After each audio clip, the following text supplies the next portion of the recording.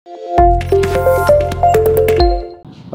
लोकसभा 2024च्या निमित्तानं आमच्याकडे जे फोर्सेस बाहेरून आलेले आहेत त्या सगळ्यांचा एक फ्लॅग मार्च घेण्यात आलेला आहे। सदरचा फ्लॅग मार्च हा डी वार्ड येथील डॉक्टर बाबासाहेब आंबेडकर पुतळा या ठिकाणापासून चालू करण्यात आला होता। त्या ठिकाणी एकूण 16 अधिकारी, त्यामध्ये 3 PI आणि बाकी API PSI, त्याबरोबरच BSFचे 40 अंमलदार, त्याबरोबर त्यांचे ऑफिसर्स, त्यानंतर होमगार्डचे 110 लोक, त्यानंतर बाहेर पोलीस स्टेशनमधून जसं की आता पिंपरी चिंचवडवरून आलेले आहेत आणि बाहेरच्या ठाणे शहरचे काही कर्मचारी आलेले आहेत, असे मिळून 40 + 60 असे 100 कर्मचारी बाहेरून आलेले होते। त्याबरोबरच आपल्याकडं मोठ्या प्रमाणात पोलीस स्टेशनचा जो स्टाफ होता तो उपलब्ध करण्यात आलेला आहे।